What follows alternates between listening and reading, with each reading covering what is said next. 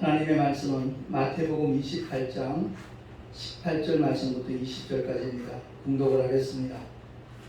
예수께서 나와 일러 가라사대 하늘과 땅의 모든 권세를 내게 주셨으니 그러므로 너희는 가서 모든 족속으로 제자를 삼아 아버지와 아들과 성령의 이름으로 세례를 주고 내가 너희에게 분부한 모든 것을 가르쳐 지키게 하라. 볼지어다 내가 세상 끝날까지 너희와 항상 함께 있으리라 하시니라. 아멘. 기도하겠습니다.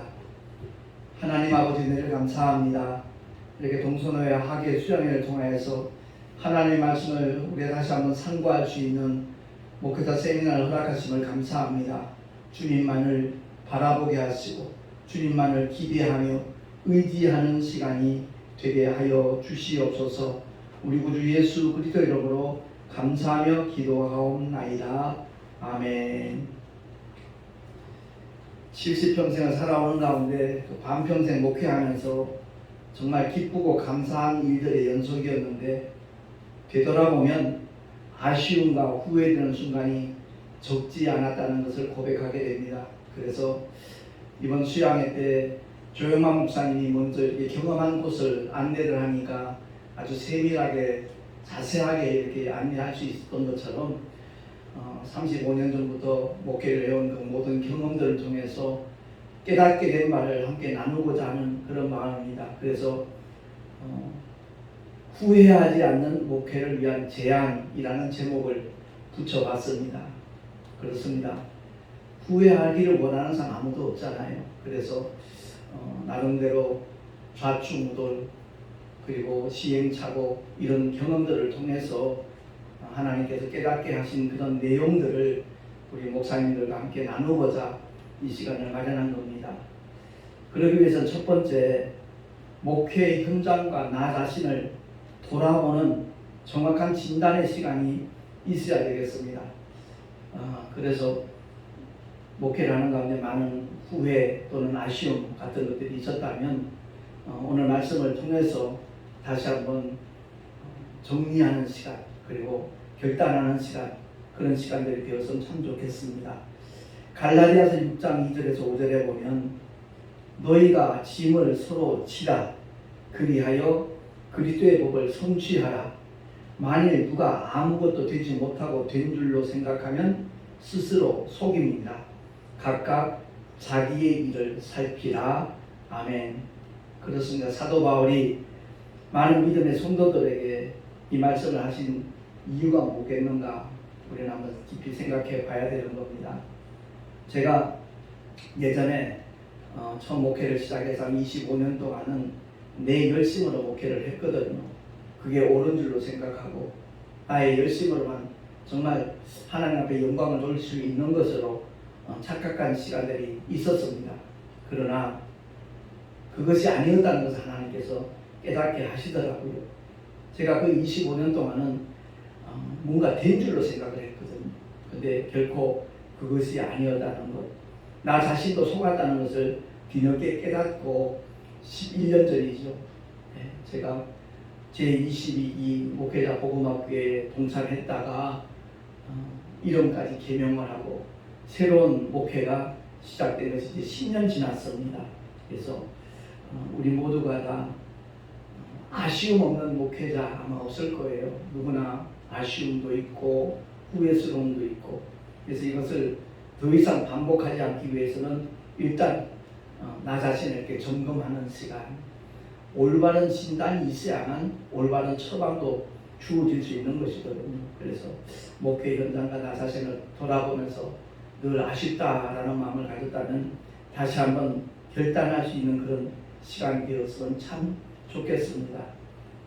나를 진단하고 나면 성경을 통한 올바른 목회 방향으로의 어떤 궤도 수정이 필요하겠죠. 방향 전환을 해야 된다는 겁니다.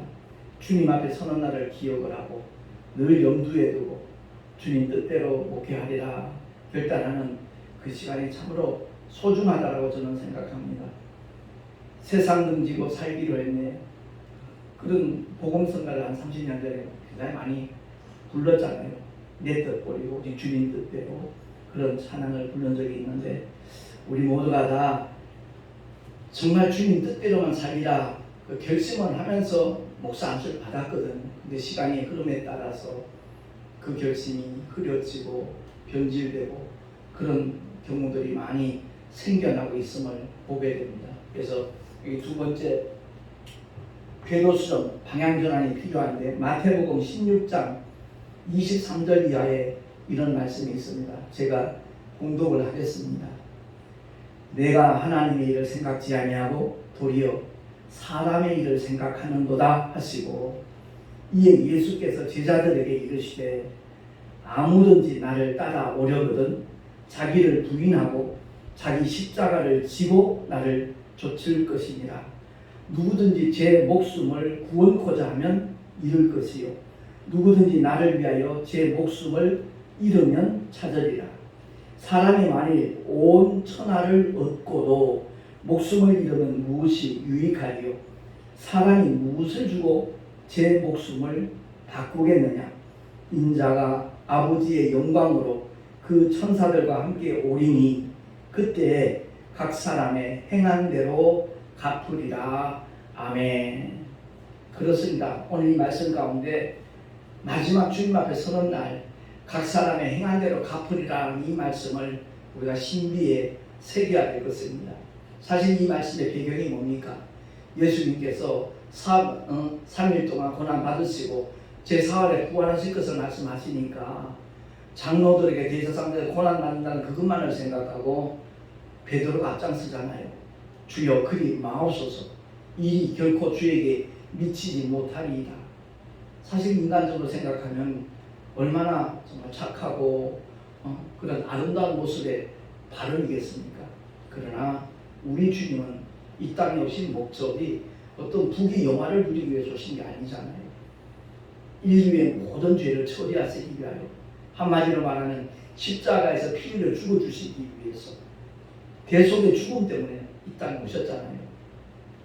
주님이 피 흘려 죽어주시지 아니하면 결코 구원의 길은 마련될 수 없으니까 인류의 죄를 처리할 수 있는 방법은 도무지 없으니까 구약의 유대인의 제사법을 통해서 어떤 비유와 모형으로 그림자로 그야말로 죄를 용서받을 수 있는 그런 제사법을 허락하셨지만 그것은 하나의 그림자고요 모형이고요 비유에 지나지 않습니다.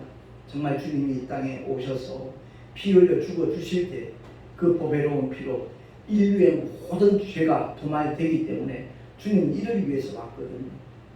근데 베드로는 만류하는 겁니다. 그리 말라고.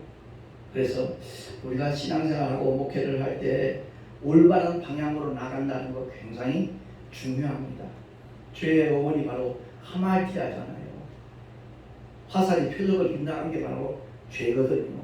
하나님의 목적대로 하나님의 뜻대로 하지 않는다 하면 아무리 열심히 목회를 하고 수고를 했어도 그 수고는 헛수고가 될 수밖에 없다는 것을 우리가 기억을 해야 될 것입니다. 그래서 세 번째, 정말 그때 각 사람의 행한 대로 갚으리라는 이 말씀을 마음위에 새긴 분들이라면 가장 중요한 키포인트를 놓치지 않는 목회 이념이 세워질 겁니다. 그렇습니다. 인본주의 목회가 빨리 성공할 수 있을지 모르겠습니다. 그러나 하나님 앞에 결코 인정받을 수 없다는 것을 생각하면 그 수고는 다 헛수고에 지나지 않잖아요. 그래서 신본주의, 정말 주님 중심의 목회, 그것이야말로 하나님께서 기뻐하실 일이라는 것을 우리가 기억을 하고, 제가 35년 목회를 돌아볼 때 25년간 열심히 했어요. 정말 열심히 했어요. 뭐 이런저런 세미나 다 쫓아다니면서 배워가지고 그것을 성도들에게 이렇게 나눠주면 또 하나같이 은혜 받았다 그러니까 그게 목회인 줄 알았다고요. 근데 11년 전에 담양에서 있었던 그 바이블 카리지에서 목회자 복음학교 22기가 개최가 됐거든요. 월요일 아침 9시부터 토요일 저녁 8시까지 그 일주일 동안 강행되는 그 시간들은 정말 도무지 잊을 수 없는 그런 감격의 순간, 기쁨의 순간, 회개의 순간들이었습니다. 제 처제가 먼저 목회자 복음학교를 했고 제 아내 역시도 목회자 복음학교를 이수하고 난 다음에 저한테도 한번 가보라는 거예요. 그래서 아내한테 대놓고 얘기를 했죠. 그렇게 내 설교의 은혜가 되지 않느냐 그랬더니 그거 아니래요. 그런 차원과는 다르대요. 그 얘기를 듣고 난 다음에 며칠 후에 또 처제를 만나게 됐는데 형부도 한번 목회자 복음학교 한번 가보셔요. 너무 좋아요. 그렇게만 얘기를 하더라고요. 그래서 자매가 똑같이 그런 얘기를 할 때는 뭔가가 있겠다 하는 생각이 들어서 아내가 신방가가 없을 때 교회 컴퓨터 앞에 앉아서 인터넷을 열었지요. 그리고 순회 선교단을 쳤어요.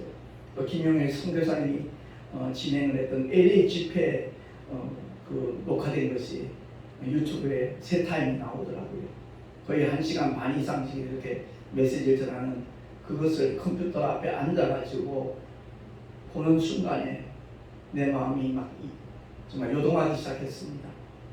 솔직히 말해서 통곡하며 울었습니다. 내가 열심히 목회를 한다고 했지만 하나님의 영광을 돌리기보다는 그야말로 하나님을 욕되게 하는 그런 순간들이 너무나 많았다는 것을 깨달았고 내가 이대로 가다가는 주님 앞에 외면당할 수밖에 없는 그런 존재구나 하는 것을 느꼈기 때문에 울며 정말 회개하면서 그 말씀에 빨려 들어갔다 말하죠. 그래서 거기에 집중을 했습니다. 그리고서는 가장 빠른 게 뭔가 했더니 22기 목회자 복음학교더라고요. 하필이면 한여름에 8월달에 담양 바이블 칼리지 거기서 일주일 동안 있다고 그러기에 제가 이제 신청을 했죠. 그랬더니 며칠 후에 웬 자매가 전화를 했어요. 목회자 복음학교 이렇게 지원해 주셔서 감사합니다. 목사님 한 가지 질문 드려도 될까요? 그러더라고요. 예, 그러세요. 그랬더니 복음이 뭐라고 생각하세요? 그래요. 그래서 제가 복음은 예수 그리스도시죠. 너무나 쉬운 질문을 했기 때문에 마땅히 알아야 되는 그 내용을 목회자한테 물어봤기에 좀 이상한 생각이 들었어요. 그래서 왜 그런 질문을 하시죠? 그랬더니 그것을 통해서 입교가 가능한지 거부되는지 결정이 되는 모양이더라고요. 내가 목회를 몇 년 했는지 질문을 해. 난 노회장이야. 이러면서 반응하는 목사님들이 있다는 거죠. 그런 분들은 입교가 안 된다는 거죠. 그래서 대답해 주셔서 너무 감사합니다. 정말 큰 은혜의 시간이 되기를 바랍니다. 그리고 고맙다는 걸 그덕그덕 하더라고요. 그래서 제가 목회자 복음학교를 22기를 마치고 난 다음에 너무 큰 은혜를 받아서 제가 수료회 하는 날 김영희 선교사님한테 그런 고백을 했어요. 선교사님 정말 너무 감사하다고. 내가 선교사님 만나지 않았더라면 일평생 목회 헛할 뻔했다고. 그랬더니 목사님 별 말씀을 다 하신다고.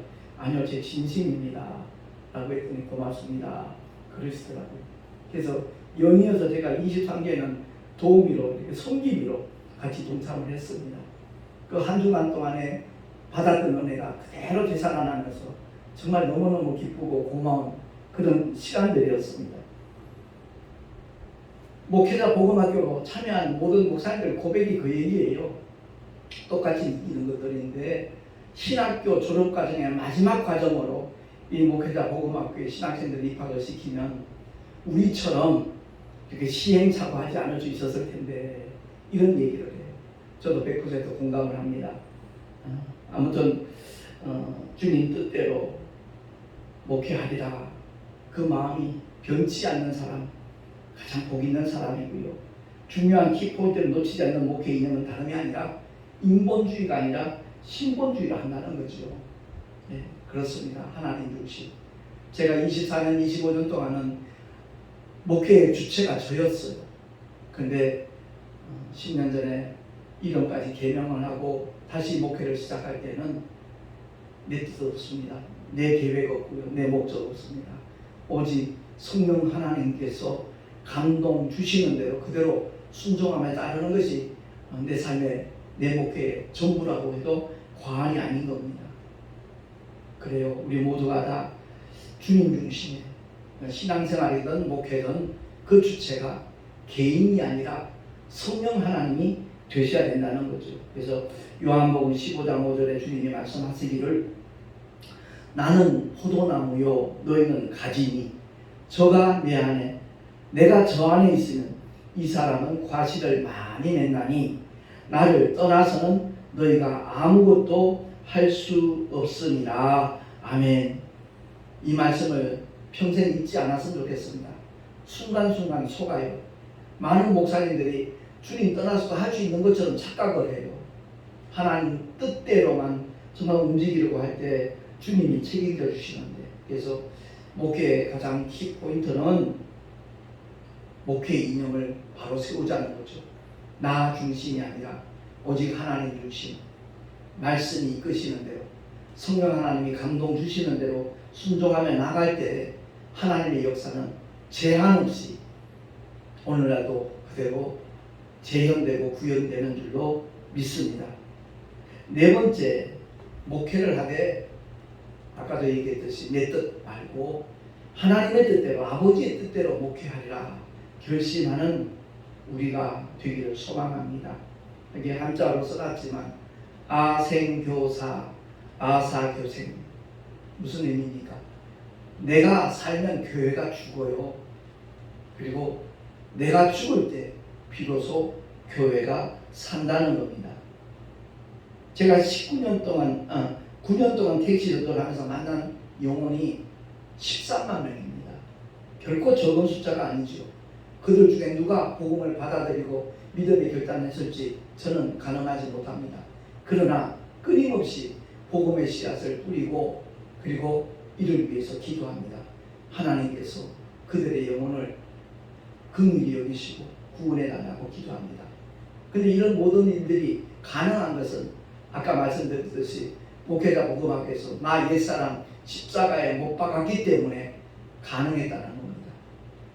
제가 9년 전에 인천 효성동에서 열방교회라는 이름으로 개척을 하고 난 다음에 한 2년 정도 지났어요. 2년 정도 지났을 때가 바로 이제 월세 두 달 밀렸을 때입니다. 그랬더니 건물주가 가차없이 비워달래요. 그래서 제가 교회 문 닫는 것보다는 택시라도 하면서 계속 그곳에서 목회를 하고자 하는 그런 마음이 생겼거든요. 그 무렵에 하나님께서 우리 교회에서 이제 작은 교회 그 세미나를 몇 차례 가졌는데 그 참석하신 목사님 중에 김완성 목사님이라고 거여동에 있는 세소만교회 목사님이는 국토순례 전도단 대표셔요. 그분이 일의 서원이라는 출판사를 경영을 하시다가 하나님의 부르심을 받고 난 다음에 그런 약속을 했대요. 책 만드는 달란트 주셨으니까 전도 소책자, 소위 말씀 소책자를 만들어서 무료로 배포하겠다고. 근데 우리 교회에서 만나게 됐는데 그 목사님께 내 입장을 말씀드렸죠. 사실 택시라도 하고 싶은데 전도의 어떤 매개체가 마땅치 않아서 지금 기도하고 있는 중이라고 그랬더니 잘 만났다고 그러시더라고요. 왜 그런가 했더니 바로 그런 내용을 말씀하시면서 목사님에게 최우선적으로 말씀 소책자를 드릴 테니까 택시 손님들에게 한 권씩 나눠주면 일종의 문서전도가 되니까 얼마나 좋겠냐고 그랬어요. 그래서 제가 그 목사님께 7년 동안 받은 말씀 소책자가 자그마치 7만 권이 넘습니다. 한 권에 1,000원만 따져도 7천만 원이에요. 그냥 무료로 제공해 주실 거예요. 너무너무 감사해서 한 번은 박수무당의 택시 손님으로 탔는데 그에게 복음을 전한 것이 국민일보 전병석 기자가 기사로 이렇게 내보내는 바람에 새롭게 와서 제작진에서 연락이 왔더라고요. 택시 전도하는 김정우 목사님이시죠? 그렇다 박수무당 전도한 얘기 좀 간증해달라고 그래요. 그래서 그걸 어떻게 아시죠? 그랬더니 오늘 국민일보에 기사로 나왔던데요. 그러더라고요. 그래서 많은 목사님들 성도들에게 도전이 될 만한 그런 내용이기 때문에 그 전병석 기자가 내 동의를 묻지도 않고 이렇게 기사로 내보냈더라고요. 그래서 거기 와서 무당에게 전도한 내용을 좀 들려달라 그러기에 기왕이면 내가 택시 전도할 수 있도록 말씀 소책까지 주시던 세소만교회 김한수 목사님 국토순례 전도단 대표이신데 함께 출연하면 어떻겠냐 그랬더니 그러면 더 의미 있겠다 그래가지고서 이제 같이 기독교 방송에 이제 출연하게 됐죠. 그 새롭게 와서 이제 출연했던 것이 그게 계기가 돼가지고 5년 전인가 그 광주 사태 다뤘던 택시 운전사라는 영화가 1,000만 관객을 훨씬 넘었잖아요. 그러니까 제작진 PD가 제 생각이 또 나더랍니다. 목사님 지금도 택시 전도하시냐고. 예, 그렇습니다. 지금은 대구서 하고 있다. 그랬더니 목사님을 좀 실화극장 드라마를 만들어서 방송을 해보고 싶다는 거예요. 그래서 새롭게 와서 그런 프로가 있어요. 그랬더니 이광기라는 탤런트가 그 사랑하는 아들을 먼저 떠나보내고 난 다음에 삶에 놀라운 변화가 일어났거든요. 그분을 소재로 해서 제 1회를 방송했는데 반응이 너무 좋아서 연속을 하고 있다고. 목사님 방송이 만약 나가게 된다면 26회가 될 거라는 거예요. 그래서 제가 동의를 했지요. 그랬더니 대구서 목동까지 택시를 갖고 와야 된대요. 왜 직접 운전하고 전도하는 그 영상을 찍어야 되니까. 그래서 제가 방송을 출연했는데 본방송 나갔을 때는 한 35,000명 시청된 걸로 이렇게 파악이 됐던 모양입니다. 그랬는데 유튜브에 올라가고 나니까 판도가 확 바뀌더라고요. 한 석 달 전에 22만 좋다했어요. 제가 나이 70에 유튜브하고는 전혀 무관했던 삶을 살다가 그 새롭게 와서 제작한 택시 선교사 김정우 목사 그 실화극장 드라마로 인해서 유튜브라는 것을 이렇게 가깝게 대할 수 있는 기회가 주어졌고, 그래서 3년 반 전부터 제가 이제 주일 예배 설교를 휴대폰으로 이렇게 녹화를 해가지고 그대로 지금 계속해서 올리고 있습니다. 대구 있을 때는 설교 올려봐야 일주일 열흘 지나도 한 10대 명, 20명 정도밖에 조회수가 없었는데, 그래도 수도권에 오니까 일주일 지나면 120명, 150명 이렇게 조회를 하고 댓글도 달아주고, 그래서 이 유튜브가 복음 전파하는데 좋은 매개체로 쓰임받을 수 있겠다라는 그런 깨달음을 갖게 되었습니다. 어쨌든 김용희 선교사님 쪽에서 내 마음밭이 달라지고 나니까, 목회의 가치와 목적이 바뀌고 나니까 하나님께서 그 택시 전도를 할 수 있는 마음도 주셨고, 만약 그렇지 않았더라면 건물주가 빼달라고 했을 때 그러겠다고 아마 그랬을 거예요. 나 옛사람 김기용 목사는 충분히 그랬을 겁니다. 근데 내 마음밭을 이렇게 주님이 전부 다 이렇게 변화시키고 난 다음에 또 꼭 필요한 동역자 김한성 목사님을 또 만나게 하셔서 그렇게 참 지금껏 벌써 9년 다 돼갑니다. 이렇게 택시 전도를 할 수 있도록 역사를 하셨고, 우리가 하나님의 뜻대로 마음만 먹으면 필요한 동역자도 붙여주시고 필요한 일꾼들도 주님께서 만나게 해 주실 줄도 믿습니다. 계시록 3장 1절에 보면 사대교회의 사자에게 편지하기를 하나님의 7 영과 7 별을 가진 이가 가라사대 내가 내 행위를 아노니 내가 살았다는 이름은 가졌으나 죽은 자로다. 아멘. 그렇습니다. 활발하게 목회를 하는 것 같으나 하나님 보시기에 만약 죽은 자라면 얼마나 그것은 불행한 일이겠습니까? 그래서 우리 모두가 다 꼭 기억해야 될 것은 주님께서 말씀하신 양과 염소의 비유를 통해서 우리 목사님은 거의 개인에게 이 말씀을 적용을 시키잖아요. 저는 하나님께서 그렇게 느끼게 하시더라고요. 중대형 교회와 소형 교회, 개척교회의 관계를 양과 염소의 비유에 이렇게 대입을 시켜보는 것이 필요하다라는 것을 주님이 그런 감동을 주시더라고요. 물론 큰 교회들 가운데서도 정말 훌륭한 그런 목사님들도 많이 계시잖아요. 선한 일들을 많이 도모하시잖아요. 제가 알기로는 저쪽에 선한 목자교회 같은 경우에 가까운 지하철 역장에 와서 붓을 하나 만들어 놓고 언제든지 전도할 수 있는 그런 공간들을 활용하라고 얘기했을 때 그 목사님께서 하시는 말씀이 내 주변에 개척교회가 많이 있는데 그 교회에서 전도할 수 있도록 허용하면 좋겠다라는 말씀을 했다는 얘기를 제가 전에 들은 적이 있습니다. 그렇습니다. 유기성 목사님도 제가 알기로는 목회자 복음학교를 이수한 걸로 알고 있는데 그래요. 그 큰 교회들이 주변에 있는 이웃에 있는 작은 교회를 조금만 케어해주면 목사님들이 대리 운전할 이유가 없고 택배 기사로 일할 이유도 없고요. 또 저와 같은 택시 기사로 애쓸 필요도 없다고 생각이 됩니다. 물론 저 개인적으로는 택시 전도를 하는 것이 하나님의 인도하심이었다 저는 확실히 믿습니다. 9년 동안 택시 안에서 이루어지는 하나님의 역사는 상상을 초월합니다. 제가 너무나 기쁘고 즐겁게 이 택시 전도를 하기 때문에 덜 늙는 것 같아요. 나이 70이라고 하면 안 믿는 사람 참 많습니다. 근데 나이는 못 sol린다 그러잖아요. 하루에 12시간씩 택시하고 나면 그것도 닷새 동안 연이어서 하고 나면 몸은 파김치가 돼요. 너무 힘들고 고통스럽게 있지요. 그런데 내 내면 속에는 하나님 주시는 기쁨과 희열이 가득 차 있으니까 늙는 것도 덜 늙는 것 같아요.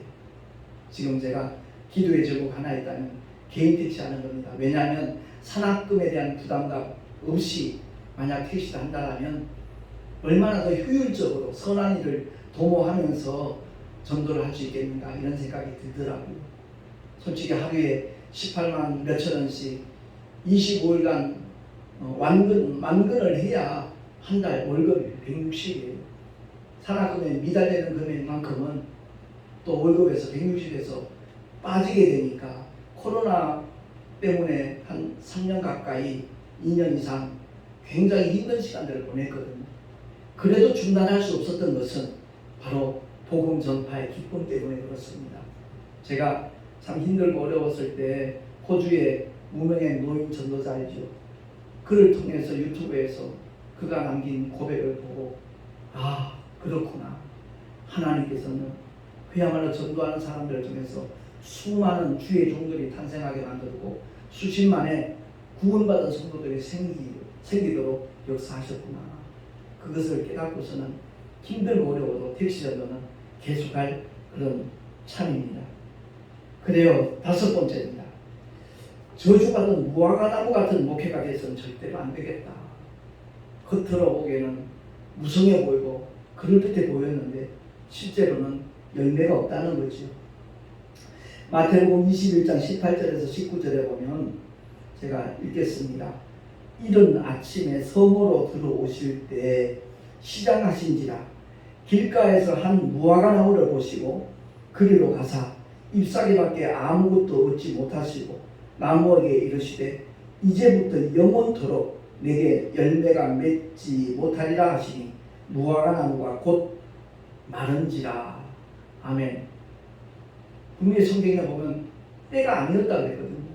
그럼에도 불구하고 모든 것을 아시는 주님께서 왜 열매 없는 무화과나무를 저주하셨을까? 우리 믿는 자들에게 깨달아가는 그야말로 교훈을 주시기 위함이잖아요. 주님이 가장 기뻐하시는 것이 열매예요. 무화과나무는 관상수가 아니잖아요. 유실수예요. 목적은 열매입니다. 그래요. 이제 열매 얘기하면 많은 분들이 성령의 열매부터 떠올리죠. 그건 당연한 거고요. 성령이 임하신 사람은 성령을 쫓아 행하면 성령의 감동을 따라 우리가 움직이기만 하면 그 삶의 현장에 성령의 열매에 주렁주렁 결실될 수밖에 없어요. 근데 그것을 통해서 간접 전도가 이루어지는 거죠. 예수 믿는 사람은 뭔가 다르긴 다르구나. 그리스도의 향기가 풍겨나는구나 하는 매력을 느끼게 만들거든요. 근데 진정 주님이 원하시는 열매는 복음의 열매예요. 주님께서 복음 전파의 사명을 지상 명령으로 남기셨잖아요. 세상 사람들도 부모님의 유언만큼 지키려고 애를 쓰는데 마지막으로 우리에게 분부하시고 위임하신 복음 전파의 사명, 이것은 믿는 자라면 그 직분을 막론하고 누구나 다 힘쓰고 애써야 될 사명이라는 것을 우리는 기억해야 될 것입니다. 많은 목회자들이 속는 것이 뭐죠? 목사님들은 교회 새로 나온 새신자들에게 말씀으로 잘 양육하고 케어하면 된다. 그런 생각에 많이 빠져 있거든요. 아니요. 사도 바울은 전도에 누구보다도 앞장선 사람이고요. 심지어 예수님도 우리가 가까운 다른 마을로 가자. 내가 거기서도 전도하리니 내가 이를 위하여 왔노라 하셨어요. 그렇습니다. 제가 한국기독교 영풍에서 한 13년 활동을 했는데 3년 연속 상임 총무를 했었거든요. 그때 기억을 돌이켜보면 그렇습니다.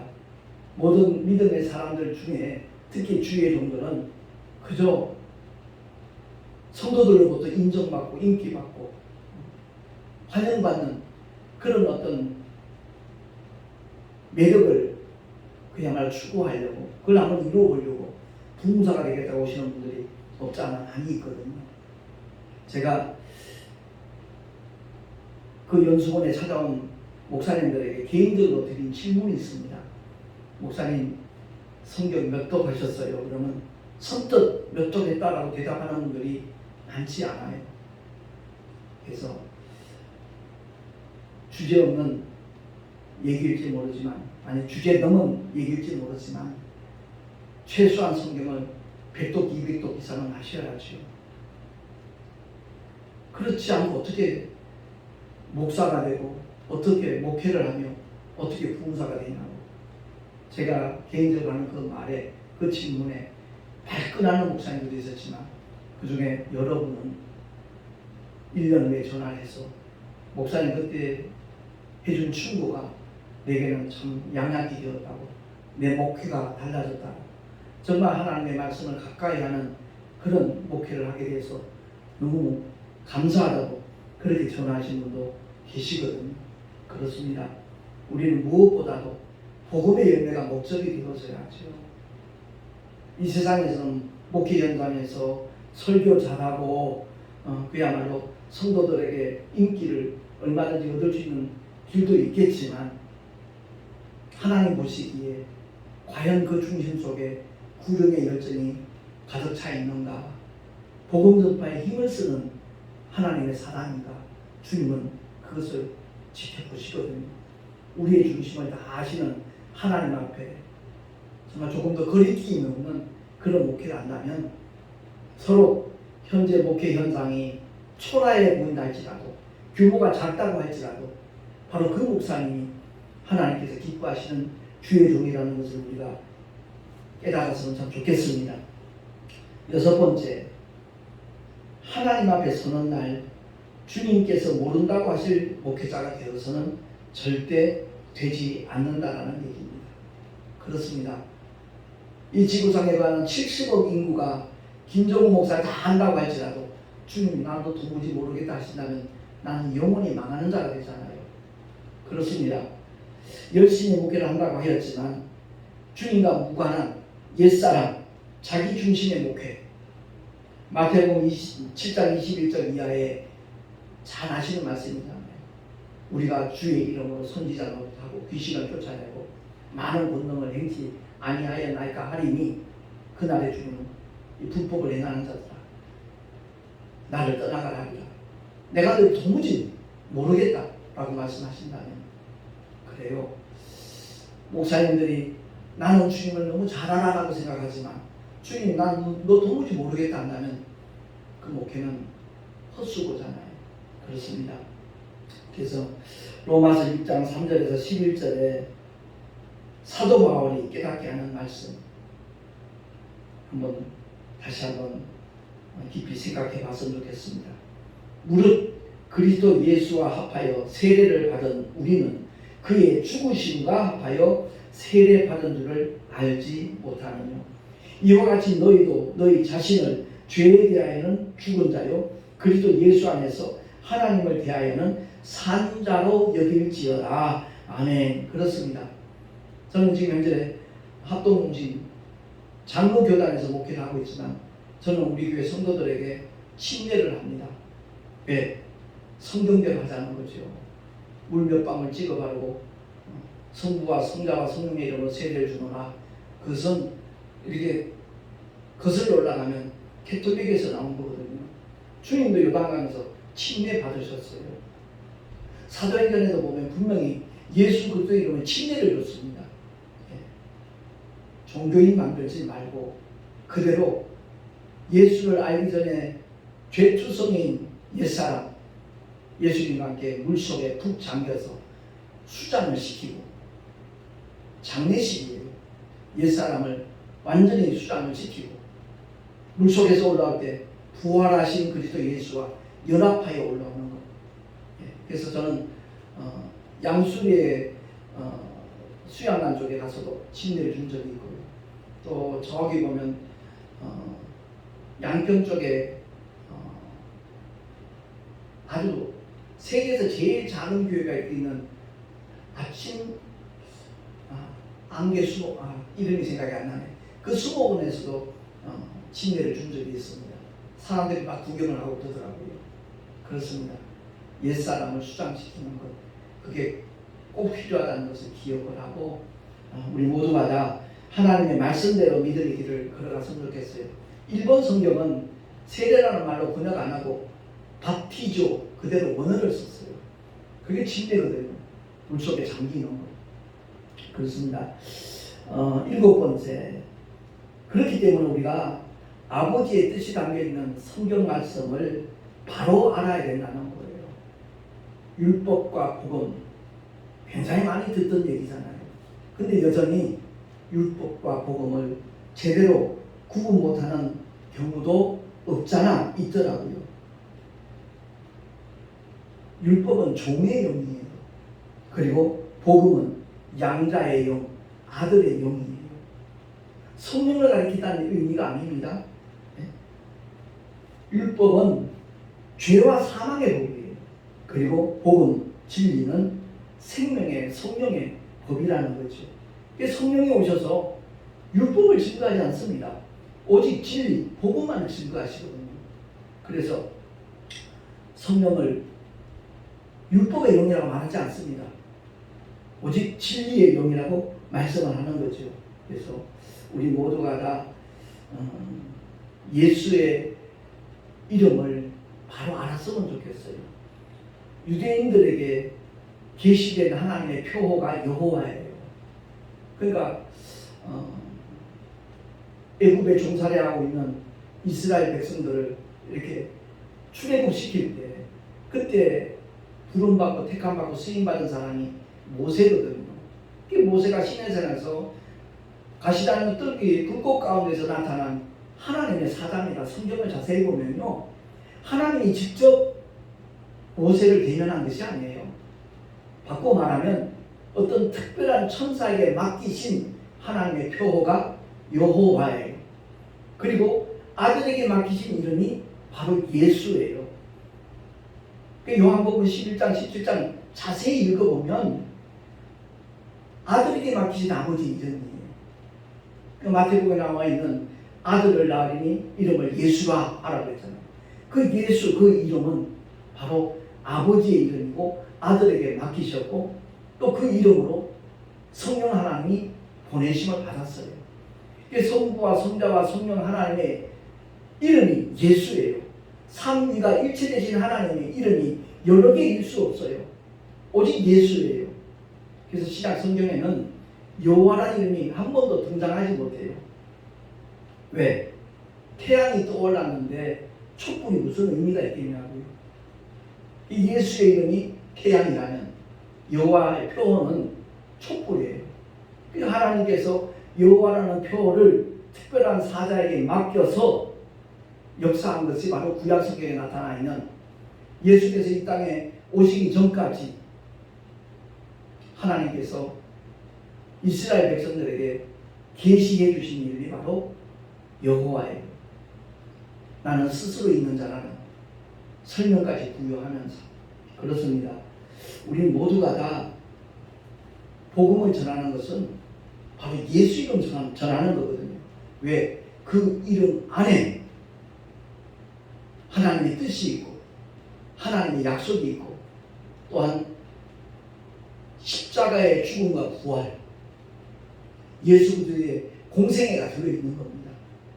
그러니까 말씀이 육신되어 오신 하나님의 아들이 예수신데 그 예수와 성경과 성령의 역사는 동일하다는 것을 우리가 꼭 기억을 하고 신앙생활을 하고 목회를 해야 될 줄로 믿습니다. 8번째, 구원의 근거가 하나님의 새 언약인 성경이듯이 목회자들은, 주의 종들은 진리의 말씀인 성경에 근거한 생명의 메시지를 전해야만 되는 거예요. 그러니까 저도 88년도에 처음 교회를 개척을 하고 3년간 전도사로 이제 단독 목회를 했었는데, 그때는 처음 해보는 목회잖아요. 물론 부교육자 생활은 교육전도사로서 이렇게 능국사랑교회에서도 하고 세광교회에서도 하고 했습니다만은 단독 목회는 처음이거든요. 그러다 보니까 당시에 유명한 훌륭한 목사님들, 한경지 목사님, 김창희 목사님, 조용기 목사님, 그 기라성 같은 목사님들의 설교집을 이렇게 참고로 해서 나 나름대로 짜집기를 하죠. 이런 원고 석장 만들어 가지고 강단에서 주일마다 이렇게 읽어대면 성도들이 은혜 받았다고 하니까 그게 목회인 줄 알았어요. 아, 전도사님 은혜 많이 받았습니다. 그러니까 진짜 은혜 받고 하는 건지 인사시대인지 모르지만 어떤 그게 목회인 줄 알았어요. 근데 갈보리 성교교회 강문호 목사님 목회자 세미나 하는데, 제가 그게 그 당시에 뭐 세미나 하면 무조건 쫓아다녔거든요. 열심히 다녔죠. 근데 목사님이 그런 말씀을 하는 거예요. 만약 자기 아버지를 소개하는데 종에다 써가지고, 아, 우리 아버지 성함은 무엇이고요, 고향은 어디시고요, 지금 하시는 일은 어떤 것이고요, 우리 아버님이 좋아하시는 음식은 뭐고요, 취미생활은 뭐고요, 특기는 뭐고요, 이런 식으로 읽어댄다면 분명히 의붓 아들 아니면 아버지와 정말 전혀 사이가 좋지 않은 그런 관계 아니겠냐. 그 말씀을 하시면서 연이하시는 말씀이, 주의 종들이 얼마나 주님을 모르면 종에다 써가지고 읽어대냐고. 강단 위에서는 그 목사님 영이 조는 시간이에요. 강단 아래에 있는 성도들은 영육까지 조는 시간이라. 자기가 졸게 해놓고 야단치는 목사는 뭐냐고. 아, 그 말씀을 하는데 제가 정말 행으로 뒤통수를 맞은 그런 느낌이었어요. 원고 설교가 나쁘다는 그런 의미 아닙니다. 정말 우리가 주님을 제대로 알고 내 안에 하나님의 생명의 말씀으로 가득 채워졌을 때 진리의 영이신 성령께서 그 말씀이 생각나게 하고 떠오르게 하고 증거케 하신다는 주님의 말씀 그대로 우리가 목회를 해야 되겠다 하는 깨달음을 갖게 된 겁니다. 그래서 제가 그 당시에 부천 신곡동에 있는 순복음 사랑교회 개척한 지 한 2년 정도 됐을 때 그 세미나 참석했다가 바로 그 주간에 제가 행동을 옮긴 거예요. 원고를 전혀 준비하지 않았어요. 예배 시간은 다가오는데 마음은 조마조마하잖아요. 그래서 보통 제가 설교하기 전에 한 30분 전에 강단에 올라갔었는데, 그날은 1시간 전에 단상에 올라간 거예요. 무릎 꿇고 간절하게 기도하는 겁니다. 하나님, 저 믿을 곳은 아무것도 없어요. 원고도 없고요. 오직 주님이 책임져 주셔야 돼요. 하나님 앞에 영광 돌리고 은혜 받으려고 오는 그 당시에 성도가 한 20여 명 됐거든요. 그들에게 생명의 말씀, 치유의 말씀을 전해야 되는데 제가 버벅대면 안 되잖아요. 주님 도와주세요. 주님 도와주세요. 성령님 역사하세요. 오직 그 기도만 정말 간절하게 기도를 한 거예요. 그날 예배를 딱 마치고 나니까 성도들 눈빛이 달라질 거예요. 인사하는 자세가 느낌이 확 다르는 거예요. 제 손을 꼭 붙잡고 안 놔요. 전도사님 은혜 많이 받았습니다. 정말 고맙습니다. 그러는 거예요. 그래서 제가 주의 종들은 정말 오직 주님만 의지해야 되겠구나. 그래서 원고 없이 설교한 게 벌써 32년이 됐네요. 제가 너무 감사한 거예요. 택시 해보신 분은 아시겠지만 하루에 12시간씩 택시 운전하면요 몸은 8인치가 되고요 막 피곤이 응습해서 참 쉽지 않거든요. 시간적인 여유가 있습니까? 설교 준비할 마음의 여유도 없고 겨를도 없어요. 그래서 제가 너무 감사한 거예요. 아, 하나님의 말씀을 정말 성령께서 깨닫게 하시니까 제가 주일날 주보 한 장 만들면 그게 설교 준비 끝이에요. 오직 거기에는 성경 구절 한 대여섯 개 올라가 있는 게 전부고요. 주님이 그 말씀이 생각나도록 떠오르도록 인도하시니까 그저 일주일 동안 이렇게 택시 전도하면서 늘 하나님의 말씀을 묵상하지요. 그러면 딱 내 마음에 부딪히는 본문, 그게 설교 준비 끝이에요. 그것이 가능하게 된 것이 바로 내가 처음 교회에 발을 디뎠을 때 강원도 철원당이거든요. 철원군 신순이라는 데가 있습니다. 아마 그 지역에 가면 사단 마크가 하얀 해골로 되어 있는 거, 백골 부대거든요. 3사단. 거기서 제가 군생활 하면서 처음으로 만나게 된 목사님이 신술 감리교회 목사님인데, 그 목사님은 신앙과 생활이 일치되지 않으면 한국교회 망한다. 그것을 늘 강조하셨던 목사님이에요. 그 목사님과 사모님은 그야말로 삶의 현장에서 그대로 말씀과 동행하는 그런 목사님이었는데, 그 목사님께서 자주 하시는 말씀이에요. 성경을 많이 보십시오. 많이 읽으십시오.